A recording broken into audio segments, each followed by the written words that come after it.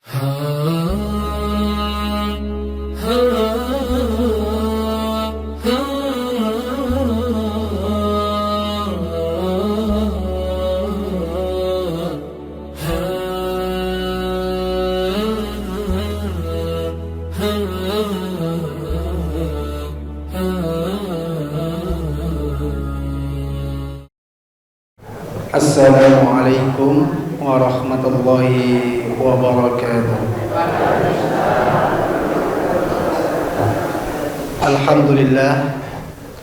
Alhamdulillahilladzi bi ni'matihi tatimmus shalihat wa bi fadlihi tatanazzalul khairat wal barakah wa bi taufiqihi tatahaqqaqul maqasidu wal ghayat. Asyhadu an la ilaha illallah wa asyhadu anna Muhammadan abduhu wa rasuluh la rasula wa la nabiyya ba'dah. Allahumma salli wa sallim wa barik ala nabiyyina Muhammadin wa ala alihi wa sahbihi ajma'in. Amma ba'd. Faya ayyuhal hadirun usikum wa nafsi bitaqwallah faqad fazal muttaqun. Terlebih dahulu mari kita panjatkan puji dan syukur kehadirat Allah Subhanahu wa taala sehingga pada kesempatan yang berbahagia ini kita bisa menghadiri majelis yang istimewa, yaitu kajian kuliah subuh Ahad pagi.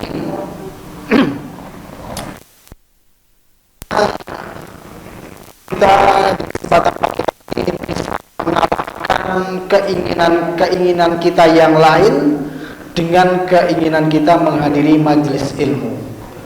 Karena yang namanya manusia, wong sehat, wong waras niku pengene macem-macem. Sekarang apa? Besok pengen makan di mana? Besoknya lagi pengen makan.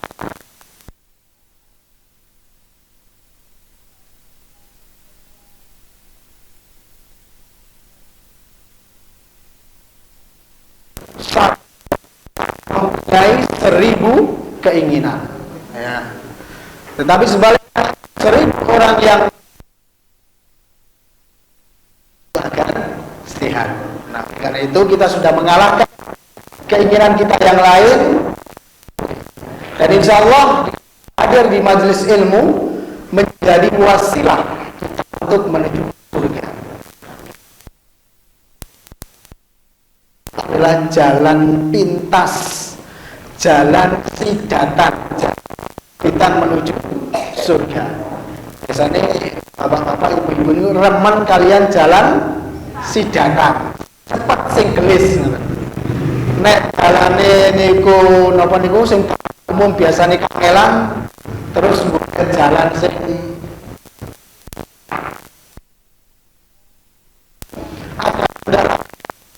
jalannya agak jelek, mungkin jalannya agak berliku-liku, ya, termasuk dalam kita menempuh jalan singkat menuju surga ini juga pasti banyak yang namanya rintangan-rintangan.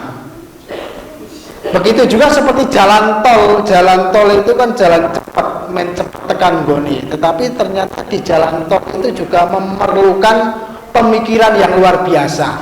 Nek wong biasane mlaku teng jalan biasa, kadang-kadang mlebu jalan tol sok bingung. Dalane kok kombone koyo ngene, gitu kan. Dan di situ pasti ada tulisan minimal kecepatan pinten niku 40 napa pinten. Nah, kan berarti kan harus banter. Nek banter niku kudu weruh kanan kiri ini, kudu weruh mburi kudu weruh ngarepe. Nek ora hati-hati bisa akan serempetan, nabrak dan sebagainya. Inilah jalan-jalan pintas itu pasti ada kendala. Bapak dan Ibu yang kami hormati, itulah pengantar pagi hari ini, dan tadi sudah disampaikan oleh sahabat saya Ustadz Solehan. Perkenalkan, saya asli dari Ngadirjo. Ngadirjone sing paling dhuwur, yaitu Katekan. Wow, bapaknya ngendika kok ora tahu weruh Mas. Memang saya sejak lulus SD itu dibuang sama bapak saya ke pondok Keranggan. Jadi dulu ceritanya itu bapak saya itu dulu pernah mondok di Pabelan. Jadi dari Perserikatan Muhammadiyah dari ranting itu dipondoke. Kaya ini kok bocah iki rada pinter ngaten niku. Tapi ternyata setelah bapak saya mondok itu nggak kuat, sampai setahun mungkin nggak ada. Ada. Kemudian akhirnya punya cita-cita, aku ora kerasan ning pondok, sesuk anake kudu kerasan. Aneh ya, udah ora kerasan kok maksa anake. Tapi ya itu betul, begitu saya lulus aja kemudian dibuang ke Keranggan, belajar di Pondok Muda Darussalam dengan almarhum Mbah Kyai Haji Sugiyanto, dengan Ustadz Kyai Haji Taufik Hartono, anak putra beliau ya. Kemudian sekarang juga ada Ustadz Bunaya Fathi Rosadi, itu adalah cucu dari Mbah Giyanto yang belajar di Madinah Munawwarah. Itu sekilas pengantar dari kami. Lanjut saja ke materi pagi hari ini, insya Allah nanti sampai 6:30 dan sampai 6:30 kurang lebih. Oleh karena itu, mari waktu yang singkat ini kita berusaha maksimalkan. Semoga nanti ada sesuatu yang baru, ada sesuatu yang bisa Bapak Ibu ambil dari kajian pagi hari ini. Insya Allah kami akan sedikit menyampaikan berkaitan dengan tombo ati. Jari ini tombo teko loro lungo. Tombo ati alias obat hati. Kok ati kok diobati, apa loro ati nih ya tadi. Bapak dan Ibu yang berbahagia, insya Allah nanti akan saya ambil dari beberapa hikmah yang kami ambil dari sebuah kitab At-Tibyan fi Adabil Hamalatil Quran. Ada sebuah kitab karangan Al-Imam Al-Muhaddis Yahya bin Sharaf An-Nawawi, atau yang kita kenal dengan Imam Nawawi. Jadi kalau orang Arab itu biasanya tanah kelahiran ataupun tempat tinggalnya itu sok digendolke di nama belakangnya. Seperti Al-Imam Nawawi, beliau ini adalah kelahiran di daerah Nawa. Nawa itu di daerah Damaskus, Syria. Seperti contoh lain adalah Al-Hafidh Ibnu Hajar Al-Asqalani. Di belakangnya ada Al-Asqalani. Beliau lahir di Askelon. Askelon itu adalah daerah dulu itu di Syam. Ya, di Syam itu sekarang ya Palestina, Yordania, Syria, Lebanon. Ya, tapi sekarang Askelon itu justru di bawah kekuasaan Israel. Nah, kemudian banyak lagi contoh-contoh yang lain. Maka kemudian ada juga kadang-kadang di antara kita itu menisbahkan alamat kita itu di nama kita. Ya, itu ya tidak ada salahnya. Misalnya ya, sahabat saya ini Ustadz Solehan Al-Sijeruki. Nah, ini kan berarti menandakan beliau dari daerah Sijeruk. Misalnya saya Hasan Al-Katekani. Bisa itu. Ning rada repot nek umai greges. Dadi Al-Gregesi. Nah, itu diantara Sugeng Rawuh Ustaz ya. Kami lanjutkan, itu diantara kebiasaan orang Arab. Ya, kemudian juga kadang-kadang orang Arab itu banyak yang menggunakan tambahan abu. Kayak tadi disampaikan Hasan Abu Arfa, berarti kan bapak ini Arfa ngaten niku. Jadi gampang bapak ini sapa asline ngaten niku. Seperti juga Nabiullah Muhammad SAW dikenal juga dengan Abu Qasim, karena beliau mempunyai anak yang pertama itu adalah Al-Qasim. Kemudian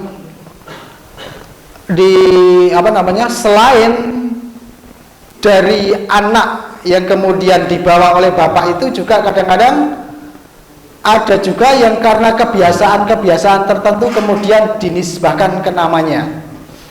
Misalnya adalah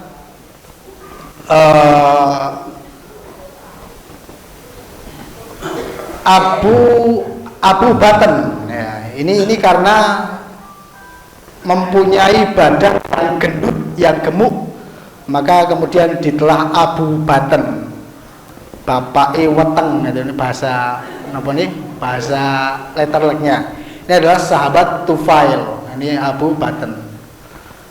Kemudian mungkin juga kalau di antara kita itu ada orang yang hobinya itu nyun sewu, tidur ngantuk, pengajian ngantuk, pertemuan ngantuk, nopo-nopo ngantuk, bisa juga ditelahi Abu Naum.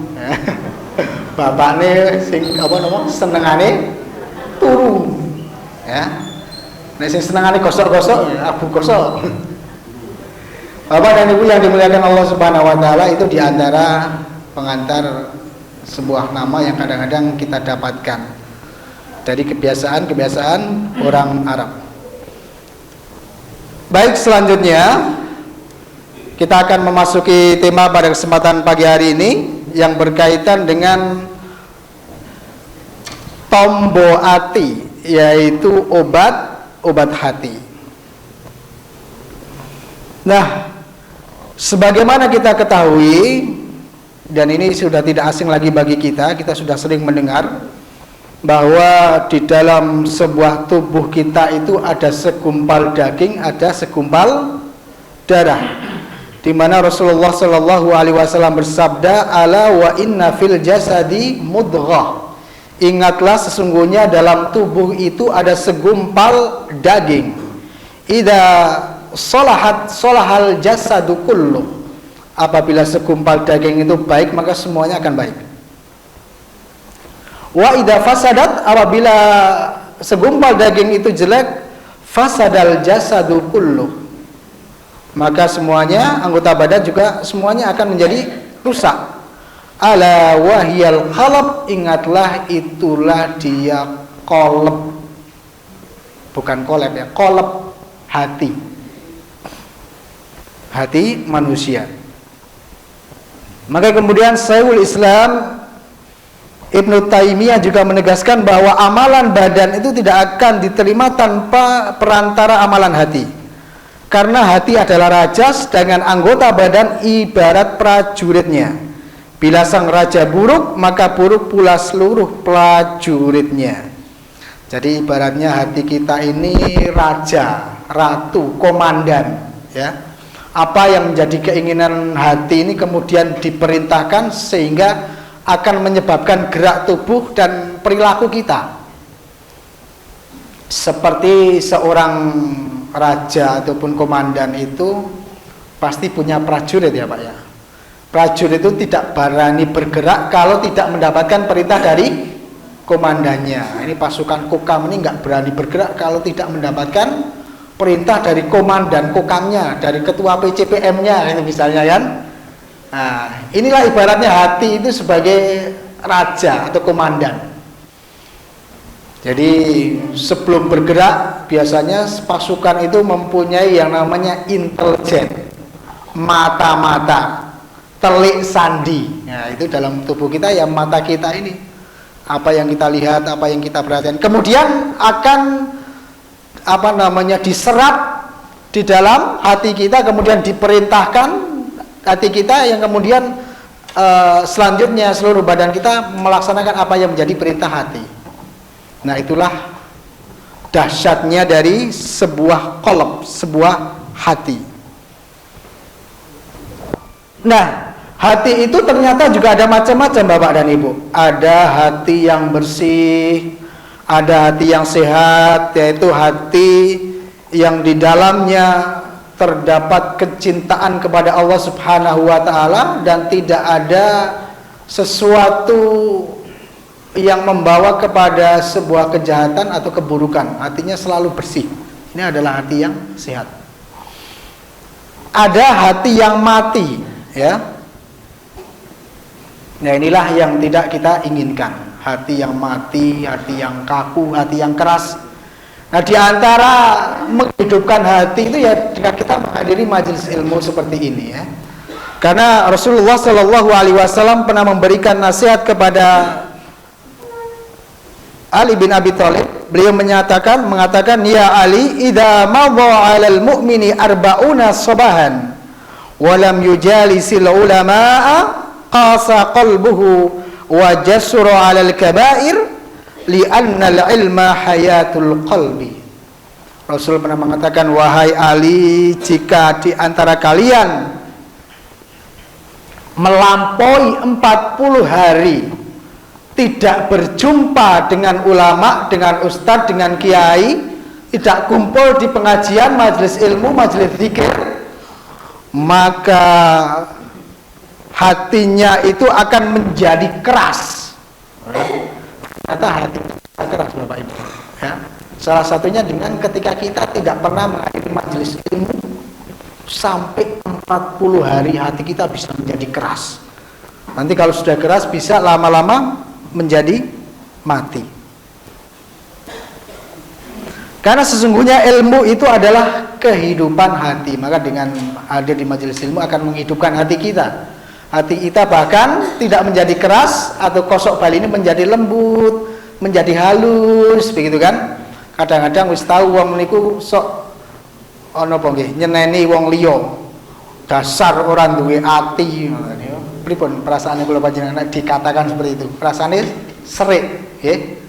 Maksudnya napa niku kok orang duwe ati padahal nggih wonten atine, ning kok dikatakan orang duwe ati. Atine napa? Berarti perasaannya itu hatinya. Bapak dan Ibu yang kemudian maka kemudian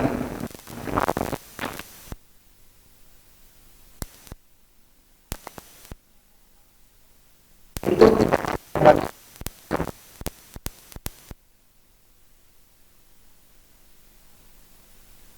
berikan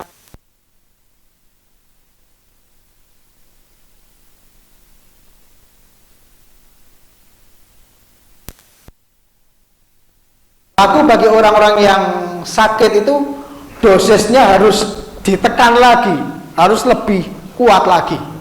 Cara-carane panjenengan kula niku dalam itu nek sehat minum madu misalnya cukup sehari pagi sore, tapi ketika sakit mungkin perlu ditekan lebih banyak lagi. Ketika kita mengkonsumsi herbal misalnya habatus sauda atau mungkin kurma atau lain-lain, ketika sehat mungkin cukup hanya sebutir dua butir, tetapi ketika sakit perlu jus kurma misalnya, ya kan, perlu sehari 3 kali dan seterusnya. Itulah sebuah obat ataupun jamu yang perlu menjadi asupan di dalam tubuh kita sesuai dengan kadar dan kondisi di dalam diri kita. Rasulullah Shallallahu Alaihi Wasallam pernah bersabda, Innallah khalaqad da' wad dawa. Sesungguhnya Allah menciptakan penyakit beserta obatnya.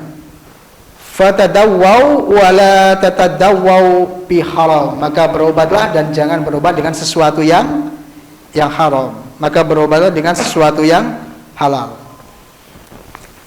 Bapak dan Ibu yang dimuliakan Allah Subhanahu wa taala, maka kita kemudian masuk ke tema utama, yaitu tombo ati. Obat itu sebenarnya apa saja sih? Ya. Maka saya bacakan dalam sebuah kitab yang dikarang oleh Al-Imam An-Nawawi tadi. Beliau mengatakan, wa qala Sayyidul Jalil Dzul Mawahibi wal Ma'arif Ibrahim Al-Khawas. Beliau mengatakan, telah berkata seseorang yang mempunyai kemuliaan, yang mempunyai pengetahuan yang banyak, yaitu siapa? Yaitu Syekh Ibrahim bin Khawas. Syekh Ibrahim. Ya, jadi beliau mengatakan, dawaul qalbi khamsatu asya. Obat hati itu ada 5 perkara. Yang pertama adalah qiraatul Qur'an, yaitu membaca Al-Quran dengan mentadabburinya. Kemudian wal khalaqul baqi, itu adalah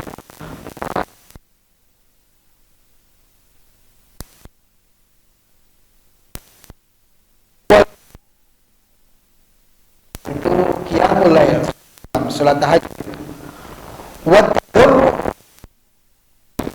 kemudian berzikir ketika waktu sahur. Dan terakhir wa mujalasatus sholihin, bergaul, bermujalasah bersama orang-orang yang saleh. Bapak dan Ibu yang dimuliakan Allah Subhanahu wa taala, sebenarnya ini tidak asing lagi bagi kita. Bahkan obat hati ini sudah sering kita dengarkan dalam sebuah lagu. Nah, ini Ustadz Rehan mungkin lebih hafal seorang nasid. Lagu ini tombo ati iku ana limang perkara. Tadi ya. Kaing pisan maca Quran sak maknane, nah, dan seterusnya. Saya bukan seorang munsyid penyanyi nasyid, jadi suaranya jelek, suaranya pas-pasan. Nah, itulah bahwa obat hati Al-Quran dengan kita mendabburi. Dan ini makna obat hati ini ternyata luas sekali Bapak dan Ibu. Karena penyakit hati itu secara garis besar Ibnul Qayyim Al-Jauziyah membagi dalam dua kategori. Yang pertama adalah penyakit hati terdiri dari dua, yaitu penyakit hati dan penyakit badan. Sekali lagi kami ulangi, jenis-jenis penyakit dalam diri kita itu ada dua kategori besar, yaitu pertama penyakit hati, yang kedua adalah penyakit badan. Kemudian penyakit hati itu ada yang namanya subhat, dan yang kedua adalah syahwat. Sementara untuk penyakit badan ini ada fisik dan psikis. Nah, nanti insya Allah kita detailkan. Nah, yang pertama penyakit hati ini orang bisa terkena subhat. Subhat itu adalah sesuatu yang ragu. Kalau halal, haram itu jelas, tapi subhat di antara keduanya. Kadang-kadang seseorang itu bingung, ada keraguan-keraguan, maka obatnya dengan membaca Al-Quran, dengan mentadaburi, membaca, tahu maknanya, tahu tafsirnya, itu akan menjadi obat. Kalau tidak tahu kemudian tanya kepada ulama, tanya kepada kiai dan seterusnya. Kemudian juga menjadi obat bagi orang yang punya syahwat. Orang yang membaca Quran, tahu artinya, tafsirnya, kemudian di situ dia akan mendapatkan, oh ternyata kok ngeri orang sing memperturutkan syahwatnya. Berarti saya harus menjauhi syahwat. Atau sebaliknya, orang yang cinta banget sama hawa nafsunya, pengene keduniaan sing rakaruan, pengen omah sing apik, pengen mobil sing apik, pengen panganan sing enak, pengen duwe bojo sing ayu, pengen duwe napa meleh, kan syahwat semua itu. Ketika kita membaca maka juga nanti ada obat di situ. Jangan khawatir, semuanya akan Anda dapatkan. Kapan? Ketika Anda nanti di surga. Caranya bagaimana? Caranya dengan mengamalkan perintah Allah dan menjauhi larangannya. Nah, ini penyakit orang yang terjangkit syahwat. Kemudian berikutnya penyakit badan, itu ada fisik dan psikis. Psikis itu diantaranya ya ada riya, hasad, takabur, ujub, ghadab, ghibah dan seterusnya. Kemudian fisik,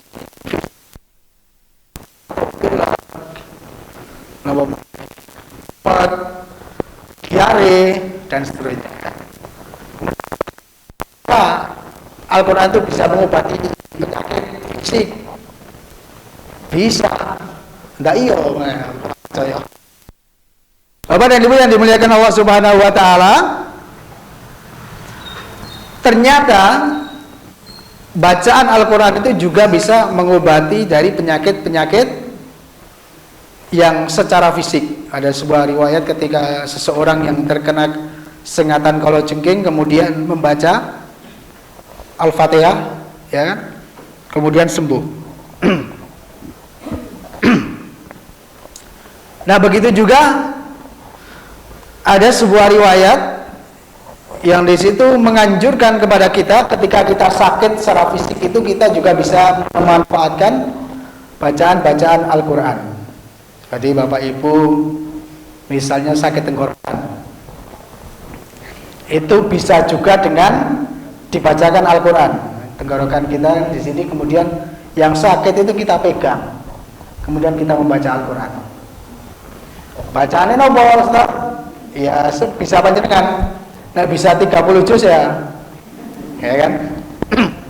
Nah orang bisa 30 juz ya, juz yang paling paling apa? Al-Fatihah. Bismillahirrahmanirrahim. Baca Al-Fatihah sampai banyak sekuatnya semampunya. Atau mungkin juga ada sebuah riwayat yaitu dengan membaca bismillah 3 kali. Bismillah, bismillah, bismillah. Ditambahkan a'udzubillah wa qudratihi min syarri ma ajidu wa uhadir. Ini 7 kali. Dalam sebuah riwayat dibaca 7 kali. Baca Al-Fatihah. Ya. Kita membaca Al-Fatihah di tempat yang kita diberikan cukup sakit. Ini hikmahnya.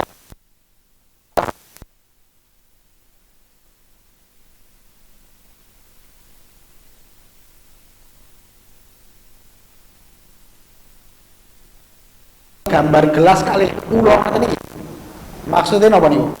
Nek salah dosis iso racun. Niku gambar dari apa namanya? Gelas dan ular. Kan bacaan Quran seseorang ora sidik-sidik kemudian berobat secara medis, bisa kita lakukan dengan membaca Al-Quran.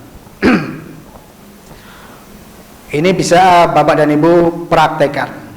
Ini saya sendiri mempraktekkan kalau anak saya sakit itu, anak perempuan sakit itu, kemudian nek belum tak kemudian tak mek sakit, kemudian tak doakan ora mari-mari. Nah, ini mungkin ya motivasi saja. Ketika sakit, kemudian saya dekati, napa nduk sing sakit niki Pak wetenge, kemudian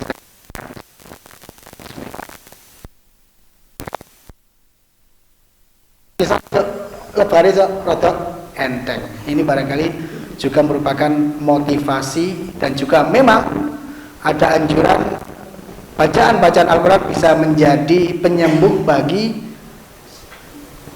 sakit yang kita alami, baik itu psikis maupun secara fisik. Bapak dan Ibu yang dimuliakan Allah Subhanahu wa taala, kemudian yang kedua adalah dengan mengosongkan perut atau dengan gemar berpuasa.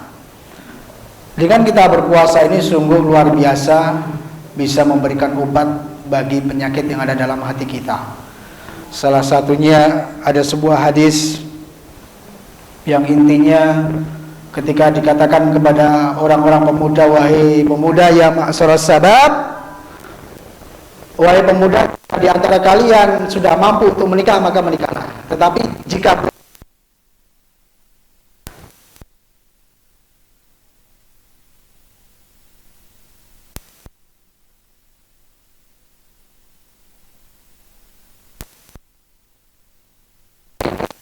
penyakit keinginan hawa nafsu bisa ditekan. Dan kemudian juga ketika kita berpuasa ini banyak berkah di dalamnya. Dimulai sejak kita sahur. Tasaharu fa inna fis sahuri barakah. Sahurlah karena pada aktivitas sahur itu terdapat berkah. Ini maknanya berkah kesehatan.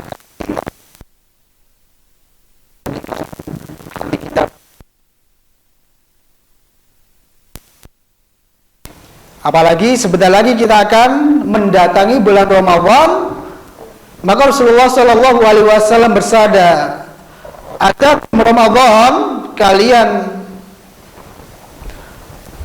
ketika didatangi oleh Ramadan, Atakum Ramadan sahrul mubarak, dan Ramadan itu datang dengan penuh berkah. Faradha alaikum siyamahu, diwajibkan bagi kalian berpuasa. Tuftahu fihi abwabus sama, akan dibuka pintu-pintu langit. Wa tughlaqu fihi abwabul jahim, ditutup pintu-pintu neraka. Wa tughallu fihi maradatus sayatin, dan akan digembok, akan dibondo, akan diikat para dedengkot syaitan. Lillahi fihi lailatun khairum min alfi syahr, man hurima khairaha wa qad hurim. Dan di situ ada malam yang istimewa, yaitu malam Lailatul Qadar. Jadi sebentar lagi kita akan mendatangi bulan Ramadan. Ini adalah bulan yang penuh dengan berkah. Di antaranya yaitu dibuka pintu langit, dibuka pintu surga, ditutup pintu-pintu neraka. Ning, mungkin ada pertanyaan. Jari ini nek poso pintu neraka ditutup, ning kok isih ana wong ora poso? Kok isih ana kejahatan, kok isih ana orang berbuat maksiat? Jadi di sini dikatakan wa marradatus syayatin. Ini diantara tafsirnya, yang dibondo iku hanya dedengkote para komandan-komandan prajurit sing kroco-kroco jebul tetep ditokke ya. Mungkin ada yang berpendapat apa do ucul ya. Menurut hadis ini sebagian ulama mengatakan yang diikat ini hanya yang dedengkot-dengkot saja. Kroco-kroco dijulki. Berarti ketika Ramadan seseorang itu tergoda oleh setan kroco, berarti imane podo-podo kroco. Tapi sebagian ulama lagi juga mengatakan itu diikat semuanya, tetapi ketika ada orang-orang yang melakukan maksiat berarti memang dia itu wis ketempelan. Jadi istilahnya wis kena penyakit, jadi ora dikudo pun apa istilahnya wis manjing, ataupun dia sudah melakukan suatu maksiat dikudo. Wah, ini lebih bahaya lagi. Bapak dan Ibu yang dimuliakan Allah Subhanahu wa taala, dan inilah berkah dari kita berpuasa ini, diantaranya nanti akan meningkatkan hati kita menjadi lebih sehat, akan meningkatkan keimanan kita. Karena biasanya dengan datangnya Ramadan ini berkah yang luar biasa di antara lingkungan kita. Kemudian sekolahan-sekolahan, majelis-majelis itu akan hidup, dinas-dinas instansi akan hidup, mengadakan kajian, kuliah subuh, buka bersama dan seterusnya. Apalagi masjid dan musola, ada kultum, ada tarawih dan seterusnya. Dan tentu akan menuntut, akan menjadikan keimanan kita bertambah. Sing wong biasane ora tahu sholat, tiba-tiba sregep teng masjid sholat tarawih. Nek dong hari pertama dan kedua. Nek sak lebari biasanya sausir ketok. Engko ketoke nek wis menjelang bodo. Bapak dan Ibu yang dimuliakan Allah Subhanahu wa taala, dan masih banyak lagi keberkahan dari puasa Ramadan. Ya seandainya waktunya memungkinkan, ini masih banyak yang bisa kami sampaikan. Nah, kemudian coba kita ke poin berikutnya, yaitu dengan mendirikan sholat malam ataupun sholat tahajud. Jadi di antara keistimewaan hari-hari itu diperinci. Jadi dalam sebuah hari itu ada suatu hari yang istimewa. Dalam satu minggu ada minggu yang istimewa. Dalam sebulan ada bulan yang istimewa. Dalam setahun ada tahun yang istimewa, waktu yang istimewa. Maka dalam satu hari itu ada waktu yang istimewa, yaitu sepertiga malam terakhir. Jam pinten niku? Ya antara jam 1 sampai jam subuh. Di mana ketika seseorang itu bermunajat, berdoa, berzikir, melakukan sholat tahajud, akan menghidupkan, akan menyehatkan hatinya. Bayangkan ketika jam segitu kebanyakan orang itu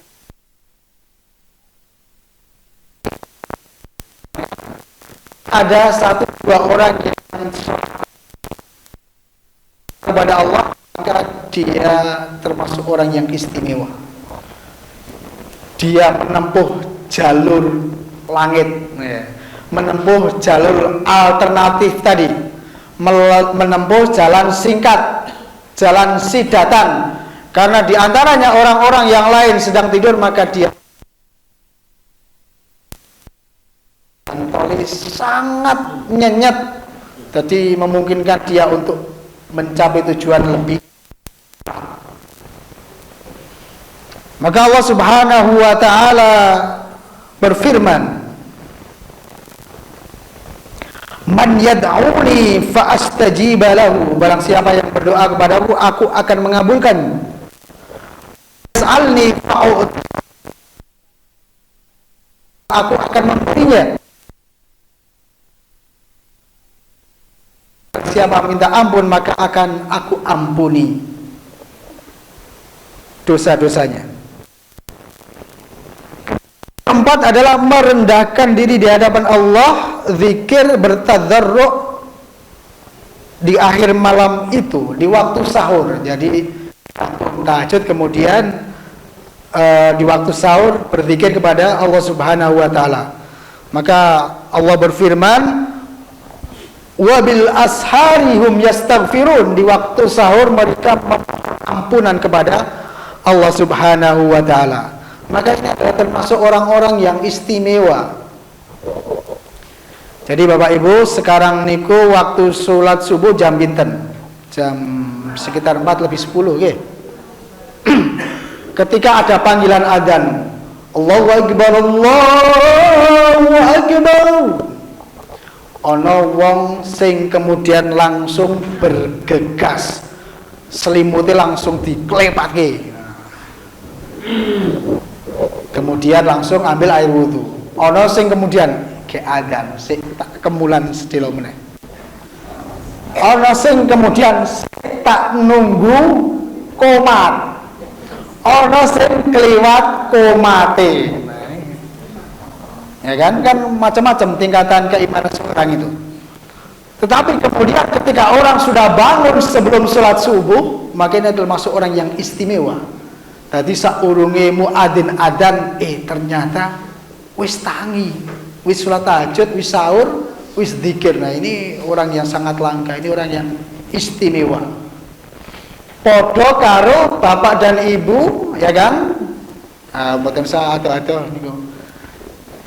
Dalam sebuah pengajian jam 6 tit. Nah, sing tekone jam 6 kata, sing sadurunge jam 6 kata napa sekedhik. Sekedhik ya niku ngoten niku. Masuk kelas jam 7 tit.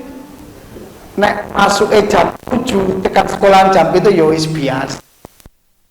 Nek kuwi. Tetapi begitu masuk kelas sebelum jam 7 melu resik-resik, kemudian ada aktivitas-aktivitas lain di sekolah mungkin. Nah, itulah orang-orang yang istimewa, datang sebelum waktu dipanggil.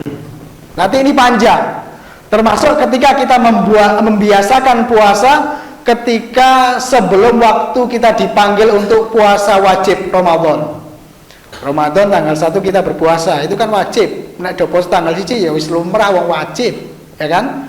Tetapi sebelumnya ini kita sudah membiasakan dengan puasa Sa'ban. Nah, inilah orang yang istimewa. Bapak dan Ibu yang dimuliakan Allah Subhanahu wa ta'ala. Kemudian yang terakhir adalah bermajlis, bergaul dengan orang-orang yang soleh. Dalam sebuah hadis dikatakan, al-mar'u ala dini khalilih falyandur ahadukum man yukhalil. Seseorang akan mencocoki kebiasaan teman kerabatnya, oleh karenanya perhatikan siapa yang menjadi teman karibnya. Kemudian dalam sebuah hadis yang kita sudah tidak asing lagi, yang maksudnya begini, bahwa perumpamaan orang yang berteman dengan seorang baik itu seperti orang yang berteman dengan penjual minyak. Minyak apa? Minyak wangi. Mboten minyak goreng atau minyak tanah. Sakmenika pun mboten nanten minyak tanah nggih. Minyak wangi. Orang yang berteman dengan penjual minyak wangi itu bisa-bisa akan mendapatkan gratisan. Monggo Pak, gratis tunggal cobilin. Nah, habisnya lagi beli, kemudian beli sak losin 12 mungkin akan dibonusi. Panjenengan pun tumbas sak losin niki sing bayar sedasa mawon, sing kali bonus. Minimal ketularan wangine. Tetapi ketika kita berteman dengan orang yang membuat besi itu, bisa jadi kita ketularan kecipratan gennya yang kita akan kena lubang di pakaian kita. Minimal ketularan sangite. Itu adalah perumpamaan yang sangat populer yang sudah sering kali kita dengarkan. Yang cukup berteman dengan seorang yang di situ, ketika orang-orang soleh itu masuk surga, ternyata luar biasa Pak. Orang-orang soleh itu ketika masuk surga, orang mikir awake dhewe. Orang-orang beriman, orang-orang soleh itu mikir ke kancane, ya. Mereka mengatakan, Rabbana kanu yasumuna ma'ana wa yusallun wa yahujun wa yuqalu lahum akhriju man araftum. Ini orang-orang soleh ini ketika masuk di surga ini, mereka protes kepada Allah, ya Allah, endi kancaku sing biyen salat bareng, biyen bareng-bareng melu kajian ning SMP Muhammadiyah Ngadirjo, mereka berpuasa bersama kita, salat bersama kita, ya kan? Kemudian Allah mengatakan akhriju, keluarkan man araftum, mana yang kalian kenal, toke, suruh mengeluarkan dari neraka. Berarti ini kita kecipratan Pak, ya, berteman dengan ustadz-ustadz yang ada di PCM sini misalnya, kemudian para pengurus pimpinan cabangnya itu sudah masuk surga lebih dahulu, tidak akan tinggal diam ini ustadz-ustadznya ini, mana jamaahku, begitu kan, di absen satu demi satu, sing iki belum ketok, si bapak ini belum ketok, ibu ini belum ketok. Ini akan bisa ketularan menjadi penghuni surga, ketularan masuk surga. Nah kemudian juga dikatakan dalam hadis itu, bahkan kemudian orang yang beriman sebesar dinar, ya, sebesar dinar, maka carilah, keluarkan. Kemudian disambung lagi, orang yang beriman setengah dinar, separuh nih, cari lagi, keluarkan. Dan terakhir yaitu sebesar fi qalbihi mithqala dzarrah min khairin fa akhrijuhu, dalam dirinya itu ada sebutir dzarrah, keimanan, kebaikan sekecil atom, maka kemudian keluarkanlah. Inilah gambaran bagi seseorang yang kemudian mau bermujalasah dengan orang-orang yang soleh akan ketularan solihnya. Maka Bapak dan Ibu pernah membeli beras, pernah tumbas uwos, sekilo regane pinten Bu? 15. Ibu beli ke pasar Adiwinangun, tumbas beras, masak, kemudian ketika sudah mateng dimakan, tiba-tiba kok katutan kerikil, padahal kerikil cilik, yang biasanya mboten penak, ya. Ketika kemudian kita makan nasi kok ono krikile, kemudian kita keluarkan krikil. Nah, krikil itu berteman dengan, ya kan? Krikil sing ora yang nyate krikil, mau Pak krikil sekilo pinten regine mboten nenten kan? Tapi ketika kerikil itu nyusup di beras, Masya Allah, rego kerikilnya ganti 15.000. Rego ini melu kekancan kali beras. Maka kemudian harga kerikil itu naik, padahal kerikil kan tidak kita makan. Begitu juga ketika kita merasa kurang berilmu, kita menjadi orang yang istilahnya itu orang biasa-biasa, yang kita berniat untuk berteman orang baik, harga diri kita, derajat kita akan dinaikkan. Orang-orang yang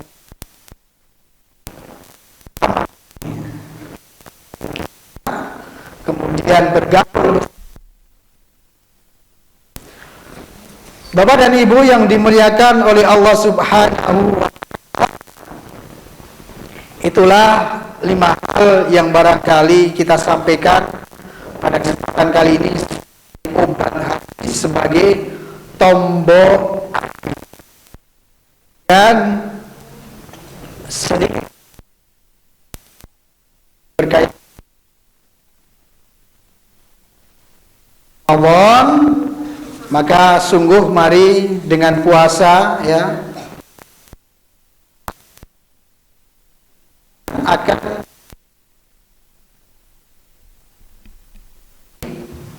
lebih hidup. Dan antaranya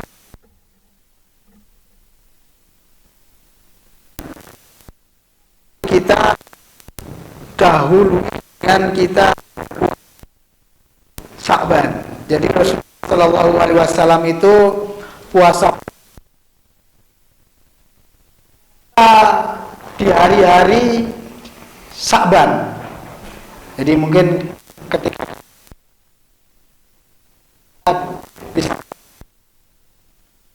puasa Daud misalnya, kokean ya udah puasa Senin Kamis puasa kokean di pertengahan bulan yaitu 15. Tetapi ketika sudah masuk pertengahan Sya'ban, ketika sebelumnya tidak puasa, nggak usah puasa Pak Bu. Karena dikatakan dalam hadis tidak boleh puasa ketika kita menjelang Ramadan sehari. Latihan, ya latihan bukan Pak ya gitu caranya. Kalau mau latihan ya Sya'ban ini puasa kemudian mau latihan maka di bulan Sya'ban ya. Kemudian kalau kita tidak melakukan bulan Sya'ban tidak usah puasa. Seperti itu. Itu ada manfaatnya, ada hikmahnya. Dari istilahnya itu pemasangan ya. Seperti grafik itu pemasangan. Nanti puncaknya Ramadan. Kemudian setelah Ramadan ada pendinginan. Nah, pendinginan itu di bulan Syawal, ya kan? Jadi pemanasannya Sya'ban, warming up-nya Sya'ban, kemudian kita actionnya di bulan Ramadan, kemudian pendinginannya di Syawal. Itu kalau kita mau mengikuti apa yang menjadi perintah Rasulullah SAW. Tapi kebanyakan orang tidak. Lumayan, Ramadan tutup 30 hari, tutup sebulan luwes, lumayan. Tetapi kalau kita ingin mendapatkan keutamaan, kita bisa melaksanakan namanya pemanasan, kemudian juga pendinginan. Itu adalah keutamaan-keutamaan apabila kita menginginkannya dengan pahala yang lebih baik. Karena apa perlunya pemanasan itu menora kaget. Jadi ibaratnya grafik kan naik dulu kemudian turun gitu kan. Ora kemudian munggah jejak, kemudian di atas, kemudian tiba-tiba. Karena ada orang itu karena tidak terbiasa puasa, ono sing kadang-kadang sok lali hari pertama poso tiba-tiba kok napa ngudun. Kadang-kadang ana sing ora sampai pingsan. Nah, ini orang-orang yang seperti itu perlu dilakukan adanya pemanasan sebelum datangnya bulan Ramadan biar tidak kaget. Bapak dan Ibu yang dimuliakan Allah Subhanahu wa taala, barangkali itu yang bisa kami sampaikan di kesempatan pagi hari ini. Ada sebuah doa yang barangkali bisa memperkuat, bisa menguat agar kita senantiasa diberi Allah Subhanahu oleh Allah yang maha membolak-balikkan hati kita. Kadang-kadang itu keimanan kita turun, nggih mboten? Apa naik terus? Ya kan? Apa turun terus? Mugi-mugi mboten nggih. Kadang naik, kadang turun. Maka ada sebuah doa yang bisa kita amalkan. Ini barangkali Bapak Ibu juga sudah hafal. Di antaranya yaitu ya muqallibal qulub tsabbit qalbi ala dinika. Tsabbit qalbi ala dinika.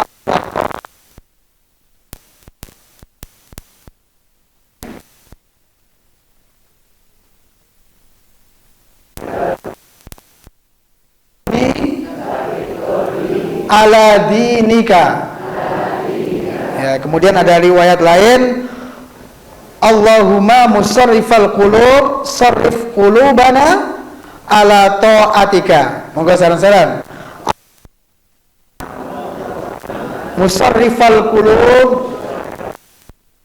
sarrif qulubana ala ta'atika. Ya, kita memohon pada Allah Subhanahu agar diberikan kekokohan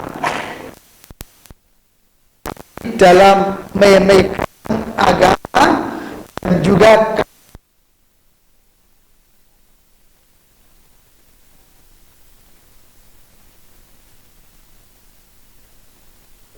Allah Subhanahu wa taala. Barangkali itu yang bisa kami sampaikan dari awal sampai akhir. Apabila ada kesalahan, kekurangan, kami mohon maaf, kami karena kedangkalan dan karena kekurangan ilmu yang kami miliki. Tetapi apabila ada kelebihan, ada sesuatu yang bermanfaat, yang lebih, alhamdulillahirabbil alamin, bisa kita ambil ilmunya, bisa kita ambil manfaatnya, dan semoga bisa menambah keilmuan kita. Mari acara kita tutup dengan bersama-sama membaca tahmid. Alhamdulillahi Rabbil Alamin. Subhanakallahumma wa bihamdika asyhadu an la ilaha illa anta astaghfiruka wa atubu ilaik. Wa akhiru da'wana alhamdulillahi Rabbil Alamin. Wassalamu alaikum warahmatullahi wabarakatuh.